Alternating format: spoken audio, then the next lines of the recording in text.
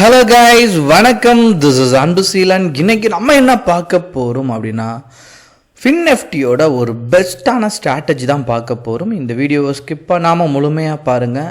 Education பர்பஸ்க்காக என்னுடைய Telegram group, WhatsApp குரூப்பில் இணையனும் விருப்பம் உள்ளவங்க டிஸ்கிரிப்ஷன் பாக்ஸில் லிங்க் கொடுத்துருக்கேன். அந்த லிங்க்கை பயன்பெற்று கொள்ளலாம். இப்போ நம்ம வீடியோக்குள்ளே போகலாம். நீங்கள் இண்டெக்ஸில் ட்ரேட் பண்ணணும் அப்படின்னு ஆசைப்பட்டீங்க அப்படின்னா, நீங்கள் பிகினராக இருக்கிறீங்கன்னா இந்த ஒரு விஷயத்தை மட்டும் ஃபாலோ பண்ணுங்கள். எப்போதுமே இந்த அவுட் ஆஃப் த மணியை ப்ரிஃபர் பண்ணாதீங்க. அதுவும் எக்ஸ்பைரி டே சமயத்தில். எதுக்காக அப்படின்னா, எக்ஸ்பைரி டே சமயத்தில் அவுட் ஆஃப் த மணி எல்லாமே 0.05 இந்த இடத்துலேருந்து பார்த்தீங்கன்னா தெரியும். அதாவது இந்த சைடு இருக்கிறது கால் ஆப்ஷன், இந்த சைடு இருக்கிறது put option. So call option சைடில் மேலே இருக்குது. அதாவது இன்றைக்கி 100 ரூபா இருக்குன்னா இன்னைக்கு ஒரு பர்டிகுலர் ஸ்டாக் 100 ரூபாயில் இருக்குது. அந்த ஸ்டாக் 102 103 ரீச் ஆகலை, சரிங்களா? அப்போது 100ல் நிற்கி அப்படின்னா அதுக்கு மேலே இருக்கிறது எல்லாமே அவுட் ஆஃப் த மணி, சரிங்களா? இது கால் ஆப்ஷனுக்கு. அதே மாதிரி கீழே இருக்கிறது எல்லாமே இந்த மணி, அதாவது இன்னான மணி அப்படின்னு ஞாபகத்தில் வச்சுக்கோங்க. அதெல்லாம் தொட்டுட்டு வந்துருச்சு. 90 91 92 இதெல்லாம் தொட்டுட்டு வந்துருச்சு. 1லேருந்து 99 வரைக்கும் வந்துருச்சு. அப்புறம் அட் த மணின்னு சொன்னால் அந்த 100 ரூபா அப்படிங்கிறது அட் த மணி. அதே மாதிரி இந்த சைடு பார்த்தீங்க அப்படின்னா இது புட் ஆப்ஷன். புட் ஆப்ஷனுக்கு அப்படியே உல்ட்டா 101 102 இதெல்லாம் இருக்குல்ல, இது எல்லாமே இந்த மணி. மேலே இருக்கிறது எல்லாமே இந்த மணி, கீழே இருக்கிறது எல்லாமே பார்த்தீங்க அப்படின்னா அவுட் ஆஃப் த மணி. இங்கே பார்த்தீங்கன்னா கீழே இருக்கிறது எல்லாமே இந்த சைட் பார்த்தீங்கன்னா அவுட் ஆஃப் த மணி. 20,450 20,400 இதெல்லாம் நீங்கள் பார்த்தீங்க அப்படின்னா அவுட் ஆஃப் த மணி. இதெல்லாமே என்ன ஆகிட்டு அப்படின்னா 0 ஆகிட்ட, சரிங்களா? லோவாக இருக்க புட் ஆப்ஷன் சைடு மட்டும், சரிங்களா? அப்போது இந்த ஒயிட் கலரில் இருக்கிறது எல்லாமே அவுட் ஆஃப் த மணி. இது புட்டுக்கு அவுட் ஆஃப் த மணி, இது காலுக்கு out of the money.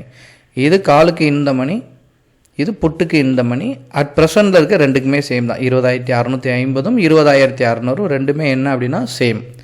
So இப்போ நீங்கள் என்ன பண்ணணும் அப்படின்னா, எக்ஸ்பைரி டே சமயத்தில் ஆப்ஷன் செல்லராக இருக்கிறீங்க அப்படின்னா நீங்கள் அவுட் ஆஃப் த மணி போகணும். இல்லை அப்படின்னா நீங்கள் எல்லாருமே இந்த மணியில் ட்ரேட் எடுக்கிறது ரொம்ப நல்லது. இப்போது மார்க்கெட் எப்படி ரன் ஆகிருக்கு அப்படிங்கிறத பாருங்கள். FinNiftyயை பொறுத்த மட்டும் 20,600 அப்படின்னு ஒரு ரவுண்டு ஃபிகரில் எடுத்துக்கிறோம், சரிங்களா? இப்போ நான் என்ன பண்ணுறேன் அப்படின்னா, ஒரு 200 பாயிண்ட் பிலோவாக போகிறேன், சரிங்களா? கால் ஆப்ஷனில் நான் இந்த மணியில் தான் ட்ரேடு எடுக்கணும் அப்படின்னு நான் சொல்லியிருக்கேன். ஸோ நீங்கள் என்ன பண்ணுங்கள், 20,600 இருக்கா ஃபின், 20,400 அப்படிங்கிற ஒரு ரவுண்டு ஃபிகரில் டைப் பண்ணி, இன்றைக்கி 19ஆம் தேதி எக்ஸ்பைரி டே கூட, சரிங்களா? கால் ஆப்ஷன் 19ஆம் தேதியை நான் என்ன பண்ணுறேன் அப்படின்னா ஆட் பண்ணுறேன். அதுலேருந்து நம்ம 600 இருக்குல்ல, அதே மாதிரி புட்டுக்கு நம்ம என்ன பண்ண போகிறோம் அப்படின்னா, இந்த மணி அப்படின்னு எடுத்துக்கிட்டிங்க அப்படின்னா 20,600 அட் த மணி இருக்குது. அதுலேருந்து ஒரு 200 பாயிண்ட்டை மேலே போயிட்டு என்ன பண்ணணும், புட் ஆப்ஷனை என்ன பண்ணிடணும்னா நீங்கள் ஆட் பண்ணிடுங்க. இப்போ மார்க்கெட்டில் நீங்கள் ஒரே ஒரு விஷயத்தை மட்டும்தான் ப்ரெடிக்ட் பண்ணணும், சரிங்களா? இப்போது இந்த சார்ட்டை வியூ பண்ணுறீங்க அப்படின்னா நீங்கள் இந்த சார்ட்டை தான் நீங்கள் டெக்னிக்கல் அனலைசிஸ் எடுத்துக்கணும், சரிங்களா? நிறைய பேர் என்ன பண்ணுறாங்க அப்படின்னா, இந்த கான்ட்ராக்டை வச்சு டெக்னிக்கல் அனலைசிஸ் செக் பண்ணுறீங்க. இதை நீங்கள் பார்க்கணும் அப்படிங்கிற எந்த அவசியமே கிடையாது, சரிங்களா? நீங்கள் பார்க்கக்கூடிய முக்கியமான விஷயமே எது அப்படின்னா, இந்த மாதிரி அந்த அண்டர்லைனிங் அசட் எதுவோ அதை நீங்கள் பார்த்துக்கணும். இல்லை இது உங்களுக்கு என்ன தேவைப்படும் அப்படின்னா, நீங்கள் கொஞ்சம் ட்ரேட் அனுபவம் ஆன உடனே உங்களுக்கு தெரிய வேண்டிய விஷயம் என்ன அப்படின்னா, பையர் எவ்வளோ இருக்கிறாங்க, செல்லர் எவ்வளோ இருக்கிறாங்க, அந்த டிரான்சாக்ஷன் என்னவா நடந்துகிட்ருக்கு, இந்த OAI டேட்டா, இதெல்லாம் உங்களுக்கு ஓரளவுக்கு இதனோட புரிதல் உங்களுக்கு தேவைப்படும், சரிங்களா? கொஞ்சம் அனுபவம் ஆன பிறகு. ஆனால் இப்போதைக்கு நீங்கள் ட்ரேட் எடுக்கணும் அப்படின்னா பிகினர் லெவலில் இருக்கச்ச நீங்கள் பண்ணக்கூடியது, இன்னைய டேக்கு மார்க்கெட் நெகட்டிவில் இருக்குமா பாசிட்டிவில் இருக்குமா அப்படிங்கிறது தான். இன்றைக்கி மார்க்கெட் ஃபுல்லாகவே Nifty 50யும் Next 50யும் நெகட்டிவில் இருக்குது. ஆனால் நீங்கள் FinNiftyயை பார்த்தீங்க அப்படின்னா அப்படியே உல்ட்டாவாக பெர்ஃபார்ம் பண்ணியிருக்கோம், சரிங்களா? அதனால தான் எக்ஸ்பைரி டேயில் ட்ரேடு எடுக்கிறது கொஞ்சம் கடினமாக இருக்கும். அப்போ ஆப்ஷன் செல்லர் ஏன் தொடர்ந்து சக்ஸஸ் பண்ணுறாங்கன்னா, இப்போ நான் அந்த சீக்ரெட் சொல்கிறேன், சரிங்களா? இப்போது நான் என்ன பண்ணுறேன், இதனுடைய 2 சார்ட்டையுமே அவுட் சைடு ஓப்பன் பண்ணிக்கிறேன். இப்போ ஃபர்ஸ்ட் 5 மினிட்ஸ் எங்கே க்ரியேட் ஆகிருக்கோ நான் அந்த 5 மினிட்ஸை ஃபஸ்ட் நான் மார்க் பண்ணுறேன், சரிங்களா? இப்போ நம்ம எல்லாருமே என்ன படிச்சிருப்போம், யதார்த்தமாக மார்க்கெட் மேலே போகுது அப்படின்னா இதை நீங்கள் கணிச்சிட்டிங்கன்னா கால் ஆப்ஷனை பை பண்ணணும், சரிங்களா? கீழே சரியும் அப்படின்னா புட் ஆப்ஷனை பை பண்ணணும். ரெண்டுமே வந்து என்ன அப்படின்னா பை தான். இப்போது இதில் முக்கியமான விஷயம் என்ன அப்படின்னா, மார்க்கெட் மேலே போகுதுன்னு தெரிஞ்சதுன்னா கால் மேலே போகும், புட்டு கீழே இருக்கும். புட்டை செல் பண்ணணும். அதனால தான் ஃபர்ஸ்ட் என்ன பண்ணுங்கள், நீங்கள் கணிச்சிட்டிங்கன்னா முதல் 5 மினிட்ஸ் என்ன பண்ணுங்கள், மார்க்கெட் மேலே போகும் தெரிஞ்சால் புட்டை செல் பண்ணணும். நீ மார்க்கெட் கீழே போகுது அப்படின்னு தெரிஞ்ச உடனே நீங்கள் என்ன பண்ணியிருப்பீங்க அப்படின்னா கால் ஆப்ஷனை செல் பண்ணியிருப்பீங்க. நீங்கள் செல் பண்ணாலே ஓரளவுக்கு நல்ல ப்ராஃபிட், நீங்கள் மார்னிங் இதனுடைய லோவை எடுத்துக்கிட்டாலே நல்ல ப்ராஃபிட் கிடச்சிருக்கும். சரிங்களா?